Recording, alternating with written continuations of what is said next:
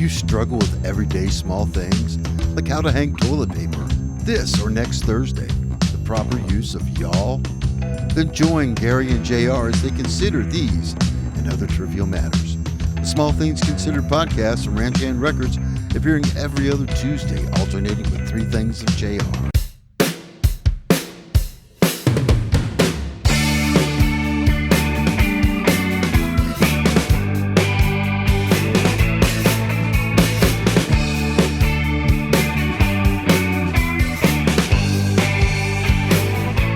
Hello and welcome to another episode of Three Things with JR. I'm your host, JR. It's been 2 weeks since I spoke to you last, and I had a bunch of stuff written down to talk about tonight, but I wasn't super excited about any of them. So when my daughter said she would like to come over, I said, awesome, you're going to be a guest on my podcast. Welcome, Alison. Thank you. Here I am. Here you are, whether you like it or not. That's right. I walked in the door and had no choice. That's right. I gave you some lemonade in a beautiful cup that lights up and sat you down in front of a microphone, checked the levels, hit record, and that's where we are at right now. Yeah, so normally on Three Things with JR, it would be just me talking about whatever dumb thing is on my mind. It might be current events. It might be whether or not I decided to pay $3,000 to get my truck fixed, or how I'm feeling about the latest show I did in musical theater. Pretty great, by the way. Little Shop of Horrors was awesome, right? Yes, that's right. Allison came and saw it. Very cool. I did not know what to expect because I'd never seen the movie it was from or anything, it was really funny. No familiarity with the show whatsoever. No, not at all. Did it surprise you when I came out as a woman? That was really funny, yeah. Good. You had a lot of range in this one. I did play a wino, a customer, a woman, several executives, things like that. The friends that I sent clips of the show to were they were surprised by the range. Oh, good. I love it. But that's actually not why I wanted to talk to you. I thought with the business you have started, it might be cool if you had a way to say to people, hey, here's an episode of my podcast in which we talk about what I do at my business, and maybe you could just share, because I have questions and I think people might have questions. Sure. Are you cool with this? Yeah, totally. So first off, what is a doula? So in today's world, in the modern way of birth in America, a doula is someone that provides emotional, informational, and physical support to the birthing person's labor and birth. So a doula would come and have a couple of prenatal appointments, get to know them, get to know how they want to be supported in their birth and labor, and then they would show up when they're in labor. If they're going to the hospital or staying home, they would go with them or stay home with them, and support them through that journey of birth, woman to woman, and just being there for them, not as their partner and not as anyone medically involved. So just there emotionally supporting them, comforting them, giving them, helping them find their confidence and step into their power as they birth. And then provide postpartum support. So a really important part of a doula's role is providing that postpartum support, which I think is really overlooked right now in today's expectations of a doula. That postpartum period is really when mom needs the most support. So showing up for those postpartum appointments and doing whatever mom needs, or just being there to listen as mom shares her experience or perspective of how the birth went for her, and processing that with them. And that's pretty much what a doula does. So the postpartum part, is that for, I would imagine that's pretty helpful, certainly in the days and weeks right after birth, especially probably for a first-time mother? Yes. as they're getting used to a whole entire new life. Yeah, there's usually a lot of questions regarding breastfeeding or even bottle feeding, and just getting the hang of that. Sometimes that's like the main thing. And then other times they just want someone to clean the house. So you might literally do stuff from changing diapers and vacuuming floors and doing the dishes and watching the baby so mom can take a shower or take a nap, things like that. Exactly. As well as answering questions and providing information and emotional support. Yes. And those postpartum appointments are usually like 1 to 2 hours. So it's not a long day, but it can be a chance for mom to decompress and do whatever she's wanting that day. So if you're needing a doula, is this something when you're like, oh my gosh, we're about to go to the hospital and have a baby, it'd be good to have a doula. Let's call somebody and get them to come to the hospital with us. Or is this something you try to set up way ahead of time? Ideally, you would set it up ahead of time and hire a doula and get to know them so that it is not disruptive to your birth, because having somebody new is not always helpful to physiological labor. However, that does happen quite often. I've done that myself, just shown up to the hospital and not even known the person. Just knew their name and knew they were at the hospital, and it went great. They really enjoyed having someone there to switch off with the partner, to be able to answer questions that they had about any medical procedures, etc., which I don't provide anything medical, but I can provide information about the choices that they're being presented or given. So how many births have you been to as a doula so far?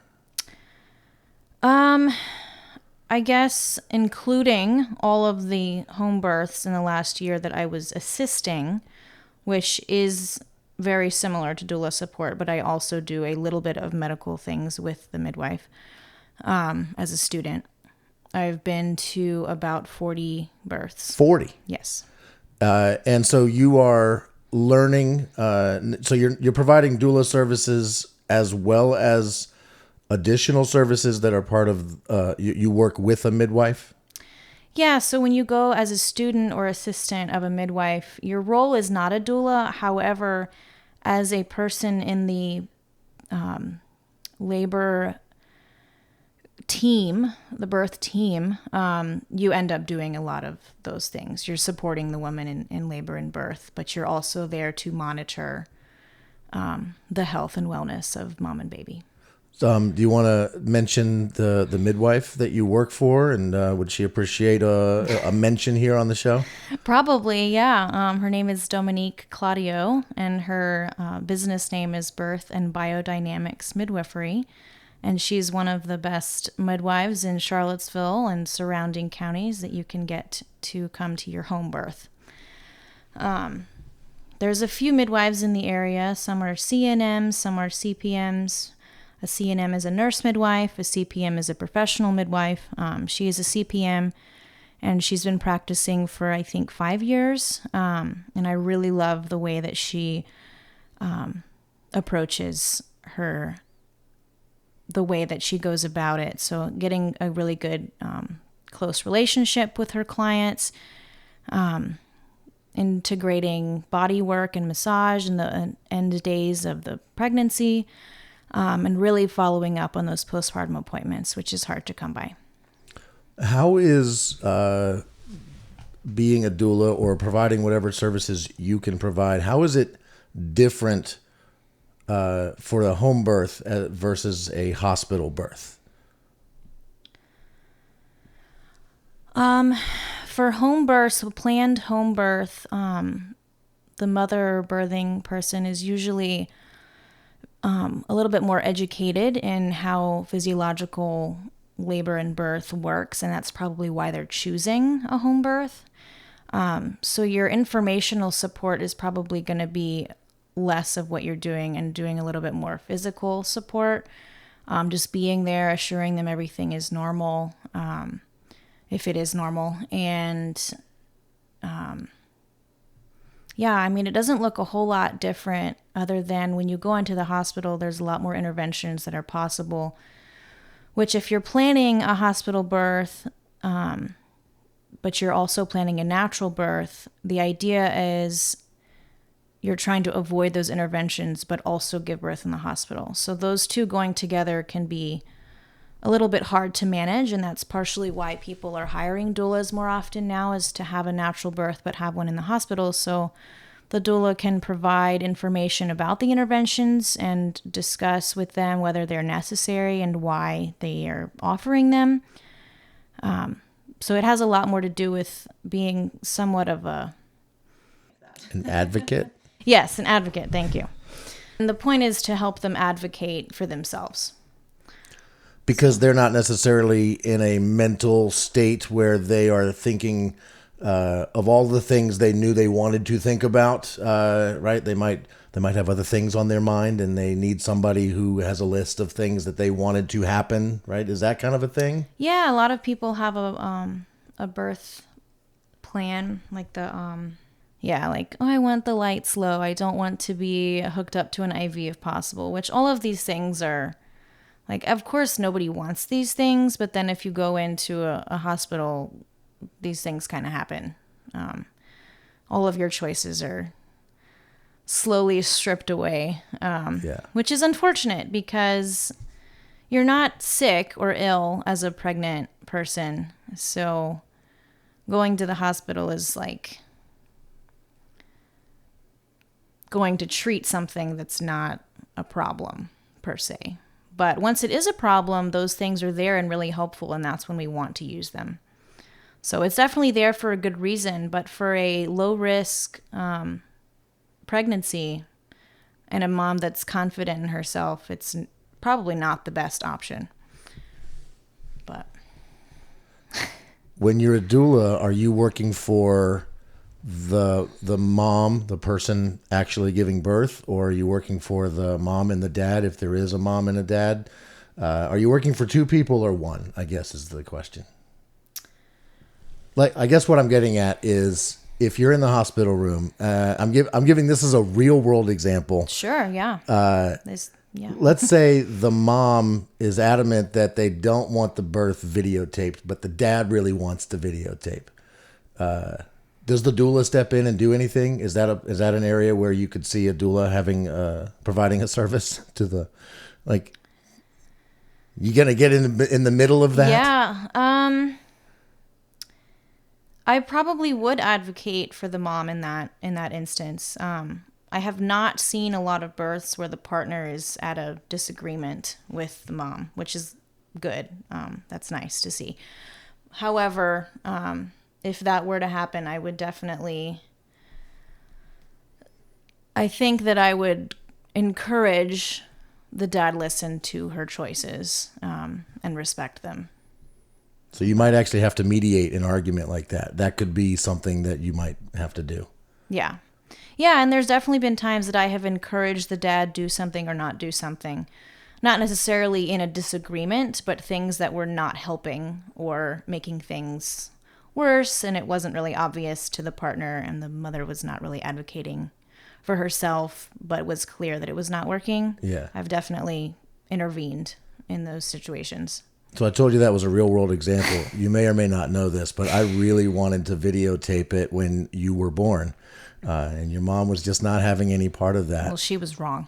I know, right? I'm going to talk about that with her later. Okay, good.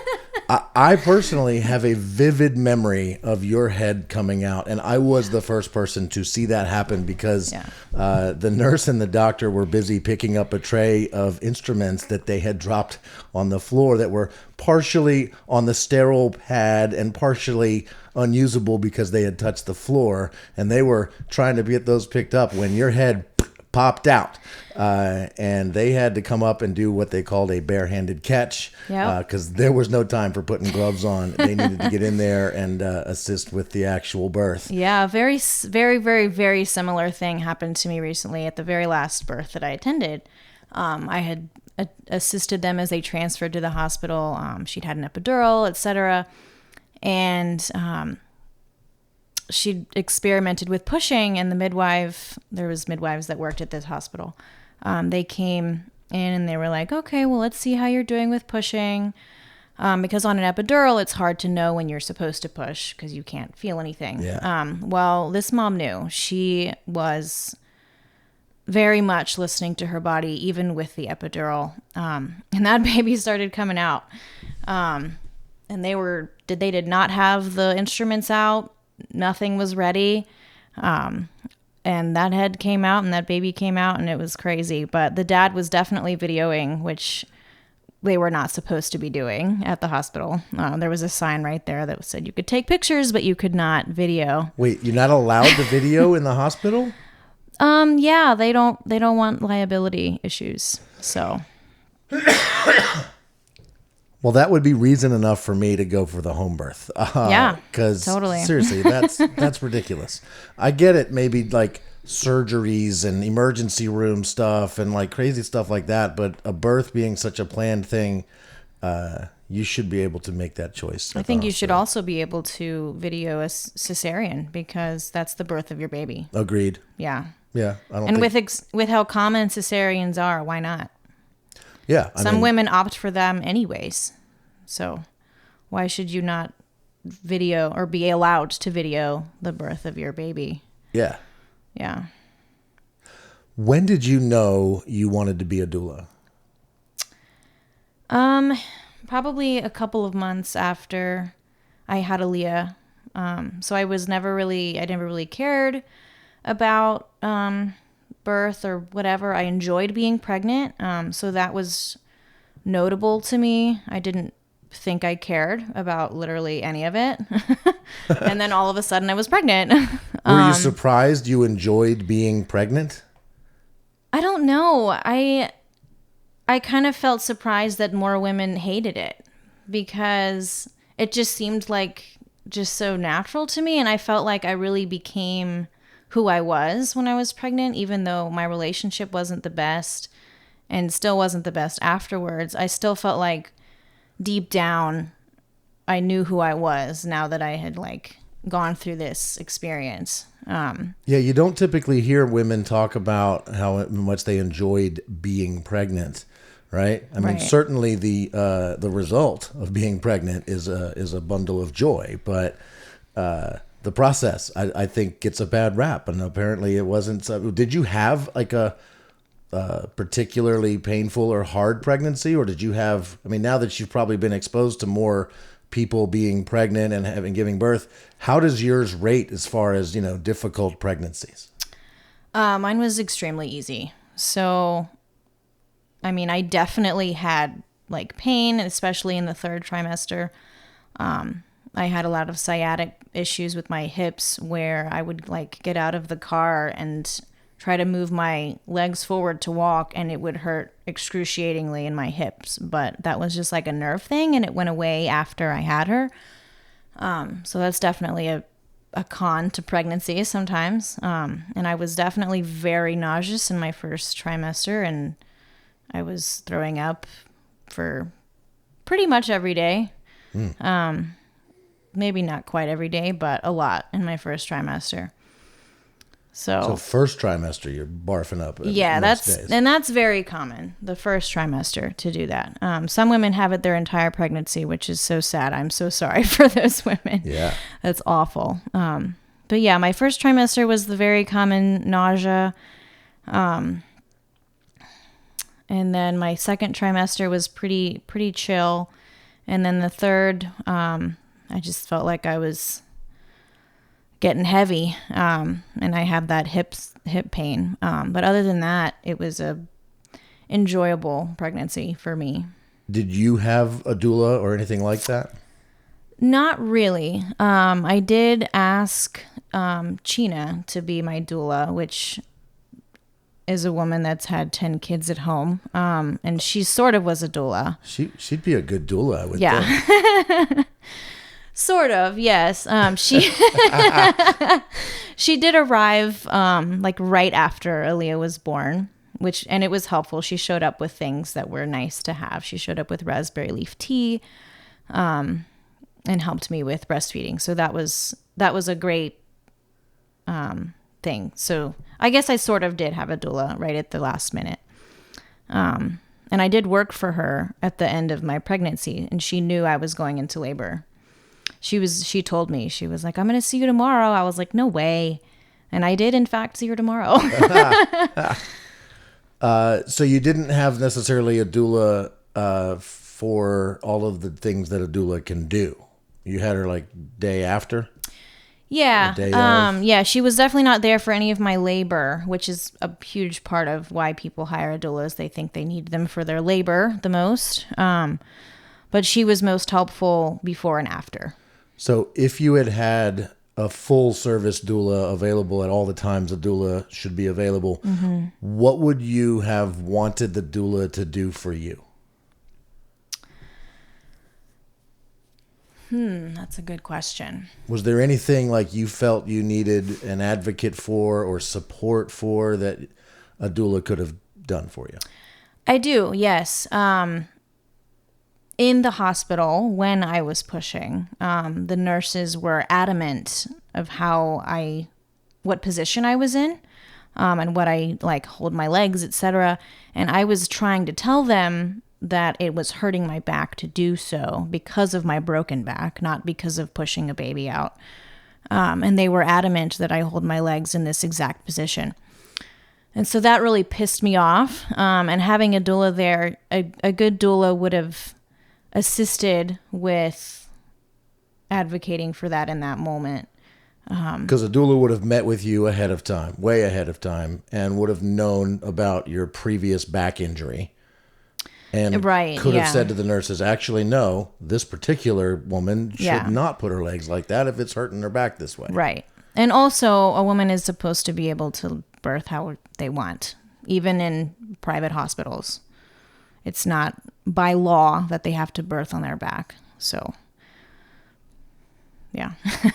Do you have a feeling about the proper position in which to birth? Like, is it laying in a bed with feet up, or is it standing up and letting gravity do the work? Is there what do you think about that? I have no idea what you're going to say. The answer to that is whatever the body is telling mom to do. So that may not look the same for every woman. There's a reason why women give birth laying on their left side, squatting on their back, on their hands and knees. Any position that mom decides to give birth in normal physiological labor is the right position. So there isn't one answer for all here. No, definitely not. When I Googled doula, just like just the word, nothing else to go with it, I saw things like death doulas and things like that. So there's more than just the doulas that you're describing. I'd never heard the word doula before you told me you wanted to be a doula. Oh, look, Kiki and the dogs are here. Look at Scherzer. We just shaved him yesterday. Looks like a different dog. He does, doesn't he? So I'd never heard of the word doula before. So what is it? What would a death doula do? Or do you even think about that? Or is that just a completely different world? Yeah, so there are full spectrum doulas, and those are ones that usually attend deaths or abortions, etc. And it's a really awesome thing that there are people out here willing to do this. I've never been a death doula, but I would. I would definitely also attend abortions if someone asked me to. And that's a service that you can provide as a doula. So I don't know a whole lot about it. I haven't taken any trainings on death doula. So are there different certifications for that being that kind of doula-ing? Is that a verb? Can you doula-ing? Yes, doula-ing. Yes, okay, absolutely. The thing is, you don't have to be certified to be a doula, because a doula is just a support person. So getting a certification really just means you've had some training on how to be a good doula.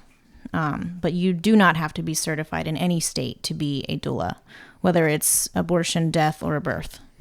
And are you certified? Have you been through some training? Yes, I am certified through Virginia, the state, and through a doula trainings company. On the surface, it might seem to people like this whole idea is like hippie things, people that are just that are flower power, vegans get doulas, right? But it seems like it's for everybody. Yes, definitely. And a lot of the clients that I've had outside of home birth have definitely not been hippie. So it's not your experience, not just hippies doing this. No, definitely not. Some of them are, for sure. There's a lot of interesting people I have met in the last year going to the home births. And some of them are just like as normal as they come.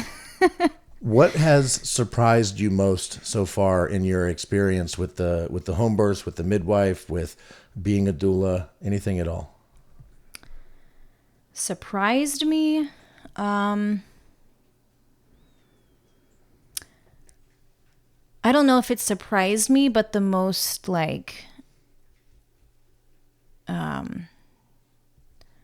the big takeaway, I guess, from it is women don't really need anybody to be there to have their baby. It's nice to have someone to clean up after you, but they don't need us, really. So to be there is really just supporting another human in the most loving and caring way that we can, but knowing that we can't do anything, they have to birth their baby. So it's really like, it changes you for sure to see a woman giving birth in her power. And that's what I love about it. Like, a lot of people are like, oh, some doulas do it for the babies, some doulas do it for the moms, some doulas do it for the change in birth in America and like changing how things go. And I guess I do it for all of that, but at the heart of it, I do it for the mom. I just want to be there for her and help her know that she can do it. Have you had to do anything as a doula or in working with the midwife that was, you never in your wildest dreams imagined you would have to do that, but there it is, and you're presented with a thing like, okay, I guess I'm assisting with this now. Yeah, there's a lot I learned that I didn't know was involving, or that was involved in helping get babies out that are stuck. So there are times that having a person there is helpful. That doesn't mean mom couldn't have done it, but it's definitely helpful to have someone there. There were 2 instances that were really surprising to me. One time I showed up and the midwife was not there yet.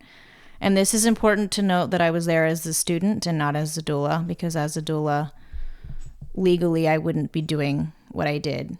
So this was me arriving as a student midwife. Well, I got there and she was pushing the baby out, but this baby had a shoulder dystocia, which is when their head has come out, but their shoulder has gotten stuck behind the pubic bone. And so to get the shoulder unstuck, there's a variation of things you can try, such as positions. The mom can change her position and try to open the pelvis. And if those things don't work, reaching your hand up and popping that shoulder out and getting baby out, which is what I did. We tried a couple of positions after the head came out, and baby was not coming out, so we needed to get him out before things got a little bit less pleasant for that baby. And so I did. I reached my hand up and I popped his shoulder out right under his armpit, and he came flying out on me with, or she did, with a lot of amniotic fluid. I was covered in it, and I was like, this is awesome. I don't think a lot of people would have that. No. It was really funny. The midwife showed up in a few minutes later and was like, she goes, well, you wanted to be a midwife. I was like, yeah. And I still see that baby every so often. So that's pretty cool. That's awesome. The other thing that was very surprising that I did not think I would have to do, we were at a home birth and things were progressing completely normal. And baby started coming out and I was charting, putting things in as they happened, as the midwife said things to me. And I hear the feet are out, which normally... That's not supposed to be that. I know this much. Because when you came out, it was definitely your full head of hair was the first thing I saw. Yeah, so do you know what it's called when your feet come first? I've known this term in the past. It's pretty common. Yeah. Or like a common term, I mean. Breech? Yes. Yes, got it. Yeah, so there's complete breech and there's frank breech. Complete breech is when their feet come out first. They're totally upside down. Frank breech is when their butt comes out first and they're folded up like that. That sounds like Frank. Frank would do that. Frank would do that. Frank would totally come out butt first. Well, this baby was complete breech. His feet came out and we were like, oh, I was like, is that what you said? I was like, I asked other sister and I was like, did she just say the feet came out first? She's like, yeah. I'm like, okay. So I started charting it and we're all just like watching like, oh God. Because this was the first time we have attended a breech birth. Those are usually not something women try to do at home. Right. It's great. It's a variation of normal. It is not very, very common. If both feet come out, I would imagine that's not such a hard thing, right? Like it is a little easier. If only one foot come out and you got another foot all jacked up in there, yes, that sounds way more problematic. Yeah, it's just a matter of pulling it down in the right way. I have been to a breech class and have learned how to do that. Getting a baby out that's breech that needs help, which is ended up, we did have to help this baby out. Everything came out but the head, just fine. And then with a breech like head, it's difficult to push out the head at that angle. Difficult for the mom to push. I mean, it's not hard for her to push, but it's hard for the head to come out smoothly in that position. So sometimes we have to help by pushing on the outside of mom's like belly or bone area to unstuck the baby's head. Or you can go in or at the same time, you go in with your fingers and try to get baby's head unlocked, sort of. So I had to help with that, the outside pressure. And I did not think I would be doing anything. Sure. But charting, because I was in the charting position and the other assistant was there and she asked her to do the pressure and she wasn't doing it right. So she asked me to come and do it. And the only reason I knew how to do it was because I'd taken the class. The other assistant did not take that class. So yeah, that was very surprising. You ever have to use forceps to grab a baby's head and pull it?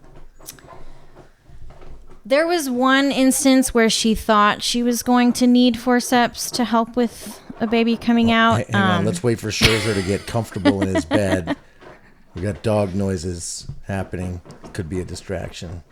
Probably edit this out. He's almost ready. He's going to lay down. Not yet.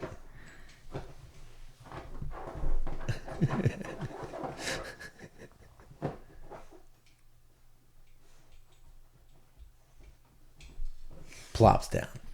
And Scherzer's good. Yeah, there was one time where we thought we would need to use them, but we did not. It was a shoulder dystocia. They had to use forceps to pull me out. Because your head was so fat? Uh-huh. Yeah. Because they used forceps, there was like marks all over my head, and I came out. Apparently, Dad was like, "That is not a very attractive baby." I'm sure. Yeah. Yeah, that's terrible. Those things are awful.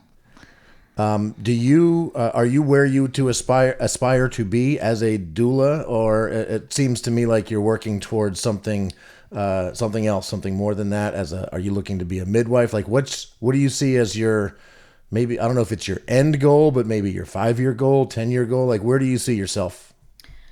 Yeah, definitely. I have a goal to be a midwife and attend home births in the area. we need more of those. There's not, there's only a few options in Charlottesville. So the demand is there for sure. And that is what I'm studying to do with work going to these home births with the midwife. She's my preceptor. She's licensed to be my instructor. And I'm documenting everything, all of the births, all of the skills that I'm learning and when I do them, and she's initialing everything.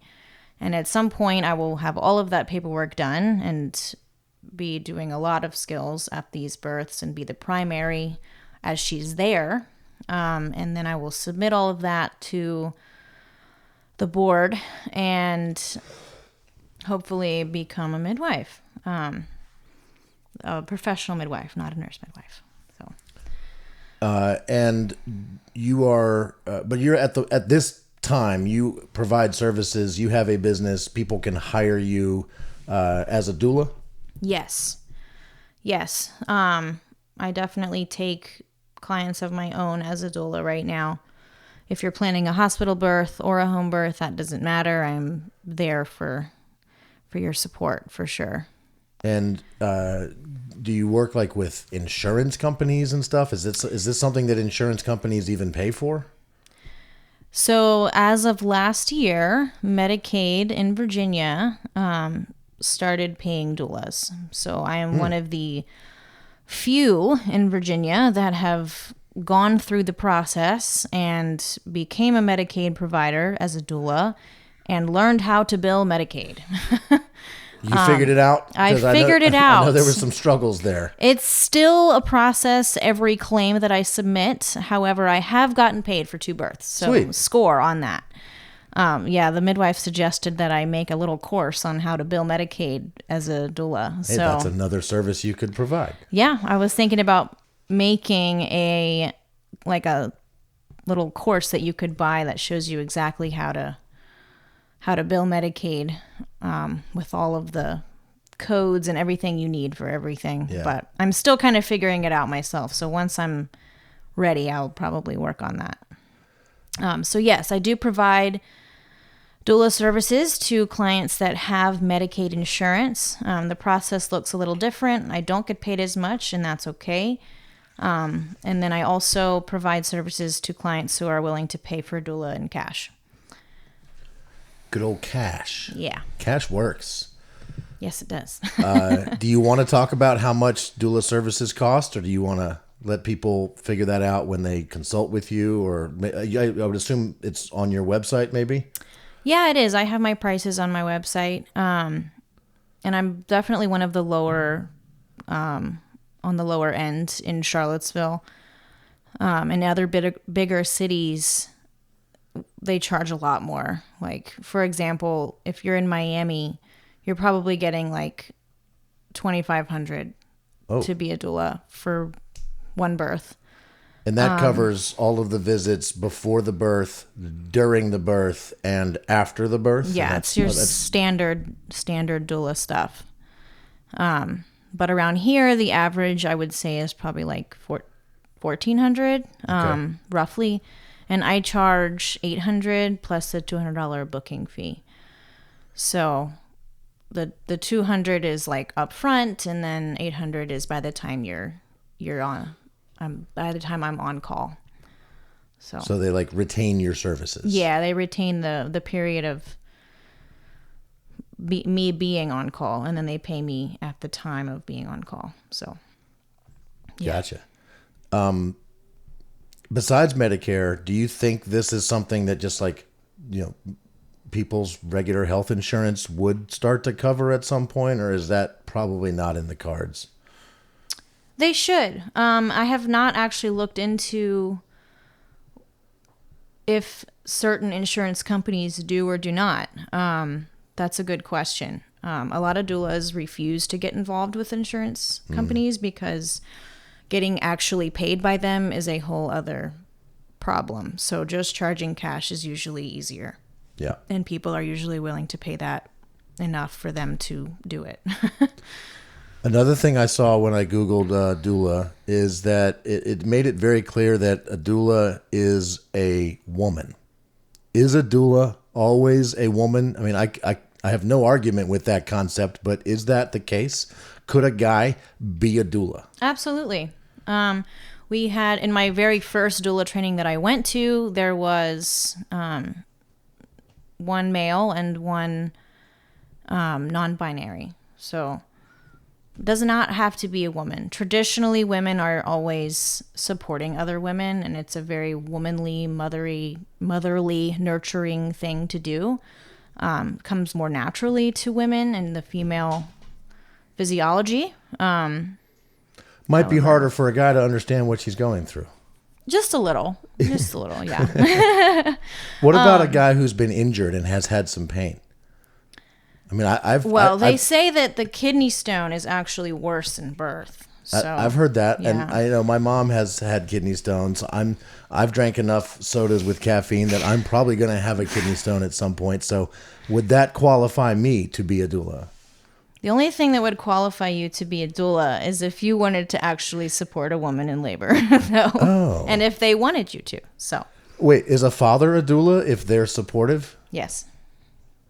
There Absolutely. There you go, guys. The last person that I went and supported their birth was actually non-binary as well. So that was interesting. Because they identified as she, they. So she was a mom, but she was also more than that. Yeah. Or different. So. What is the name of your doula services? Like, how can people get a hold of you? If my website is birthinglovedoula.com. There will be a link to this in the show notes in case you just want to click. Yeah, and my Instagram and my Facebook is Birthing Love Doula Services. So the website is just that without services.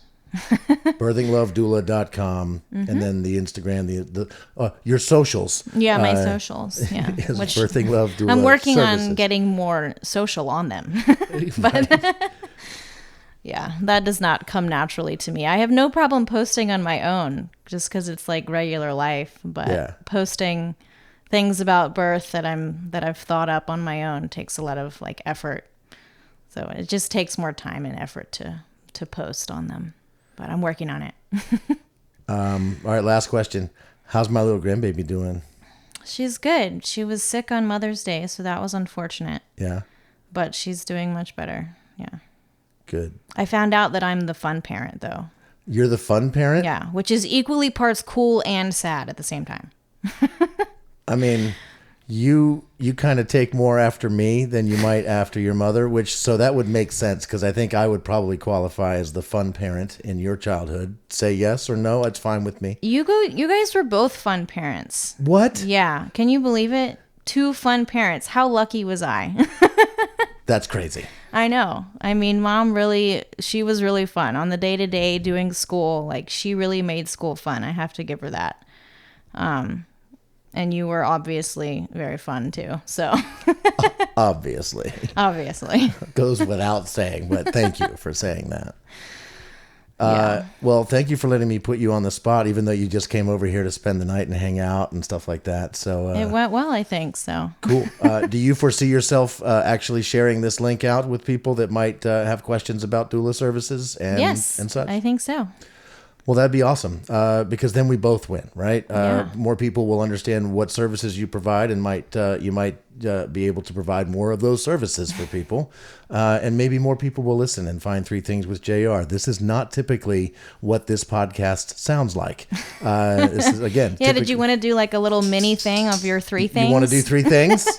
So, typically on this show, I sit down and I think about what's on my mind, and I'll usually try to come up with some sort of big, meaningful thing as thing number 1. And then as thing number 2 is usually something that is inspiring me. And by that, I mean like a TV show that I'm really into. Like if I was doing it right now, it would be The Marvelous Mrs. Maisel, because that season 5 is on right now and it's awesome. And then thing number 3 is usually just something dumb or silly or wacky or something not very important. So when I've had guests on this show, I usually put them on the spot. It sounds like Allison may have thought of this though, so maybe she's ready. But thing number one, something meaningful, something you think it might help people to hear you say it. I think we just covered all of that. So thing number one is done. Yeah, thing number one was hire a doula.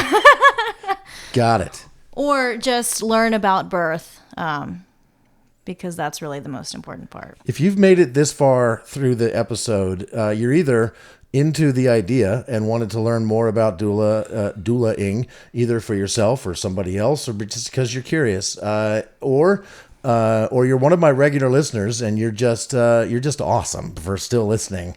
Facts. Yeah. So very cool. So thing number one, done.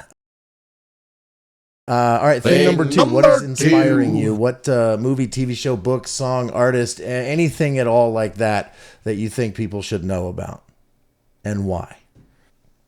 Give me 1 second, because I did have something. Okay. Who's going to find it first?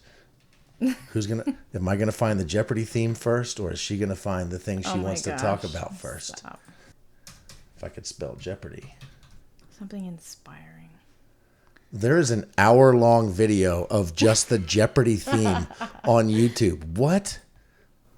Wait,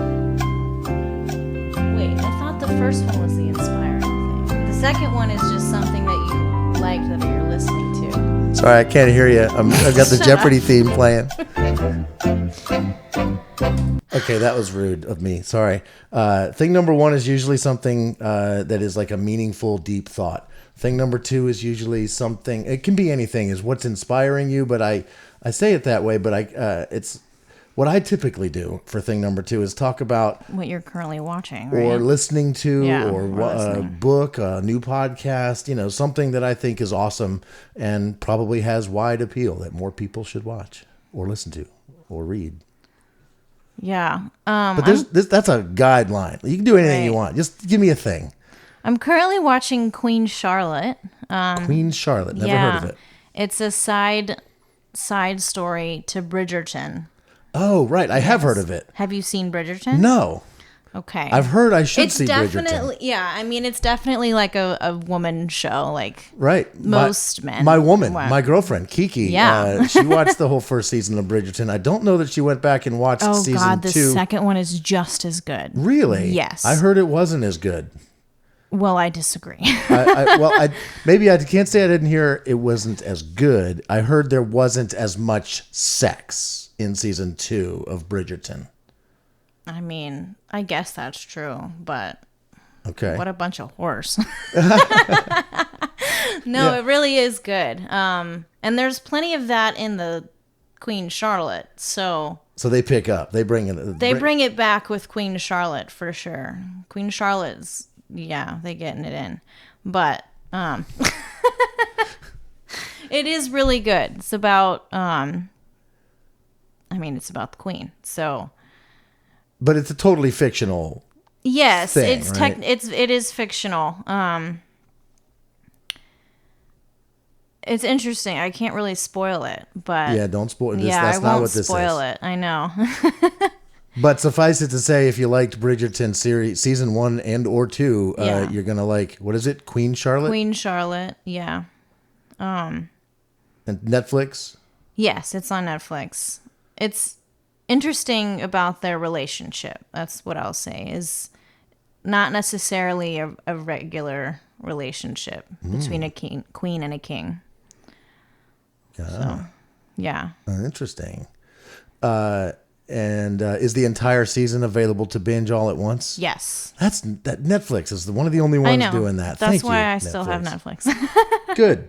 All right. That's thing number 2. And we'll finish it up with thing number 3, which is usually just something silly or dumb. What do you got? Thing number 3? Yeah. So the other night, the night before Mother's Day or the night before that, I believe, Aaliyah and I are having dinner outside on the porch. We're both having burritos. So she likes just beans in a tortilla. She likes to put them in herself and make her little burrito. And then she also likes to have salad. So she kind of has a whole burrito in different ways. However, Okay. tonight or that night, she is eating her burrito, and then she's almost done, and I look over, and she has painted her burrito blue with the paint that was sitting next to her on the table that she was using earlier. Oh. Yeah, she painted her burrito, and I looked over and I was like, Aaliyah, why did you just paint your burrito? She goes, there was already a dot of paint on my burrito. So you might as well paint your burrito blue. And I just had to laugh. Like, there was nothing else to do but laugh at that. Because how could you get in trouble for painting a burrito? It's already done. Yeah. You accidentally painted it, finish it off. Right. So I told her, I was like, well, now you can't eat it, but beautiful artwork. So we laughed about it. It was pretty funny. There's an old phrase, or maybe it's a song. Going up to the country, paint my mailbox blue. It reminded me when you said she painted her burrito blue. She did. It reminds me. I don't know if this is the right version of that song, but let's hear it. Paint my mailbox blue and just substitute burrito for mailbox here. I'm gonna move up to the canyon space. I'm gonna paint my mailbox blue. He's gonna paint his burrito blue. Oh my gosh. I don't know. That was nothing, but that's. Did she eat the blue burrito No. at all? Oh, she no. knew. She She knew was enough, done. not that it was okay. It was no longer food. Yeah, It she was typically art. doesn't do anything like that, which is nice, but she does make a mess. Yeah. Yeah. I don't usually have to worry about her health and safety, stuff like that, like a lot of other toddlers. But She's not around like running with scissors and stuff. right. Yeah. She doesn't usually do super dangerous stuff. She's a pretty careful little lady. But she does go ham with some paint. So if I give her some paint, I pretty much need to plaster up the You need walls. tarps. So You yeah. need tarps. Yeah. Tarps and a lot of towels. Yeah. She dumped her entire bucket of, or little like paint containers onto the paper. So she had enough paint for like 30 paintings. Nice. So. Which is why it was outside. Right. Yeah. Well, I think that's it. I think that does it for this episode. If you have questions about doula services of any kind, reach out to Alison. Follow the links in the show notes here, birthinglovedoula.com, or on her socials, birthinglovedoulaservices.com. Did I say that right? Yeah, but there's no .com on Oh, socials. well, right. Or Yeah, on right. or on her social. Remember, do it again and edit that out, or just leave it in. Leave it. Leave it in, as she says. That's fine. I can do that. Yeah, you're not perfect. That's right. This show will be back in 2 weeks with another episode of Three Things with JR, where I will tell you if I paid $3,000 to fix my truck, and I'll probably know by then if I got the role that I'm going to audition for next week, and whatever else I can come up with for things 1, 2, and 3. On alternating Tuesdays, it's Small Things Considered, which is the podcast I do with my bandmate Gary. And in the episode coming up next week, Gary and I are going to discuss the proper way to put your toilet paper on the roll in the bathroom. And yes, there is a proper way. There's a right way and a wrong way. And I'm willing to bet Allison understands the right way. What do you think, Allison? Over or under? Are you really asking me? 100% I'm asking you. I was raised in your house, so Yeah. definitely over. There you and go. if you don't do that, something is fundamentally wrong with you. Yeah, we've already recorded this podcast, so I know what we're going to talk about. So let me ask you a couple questions here. I thought we were Sure. done, but we're not. Have you ever been to someone else's house, found their toilet paper on the roll incorrectly, and fixed it for them? Yes, I fix it almost every time. There you go. That's how we're going to end this show. Thank you so much for listening. Check out Small Things Considered next week. I'll be back in 2 weeks. See you later. Take the first step.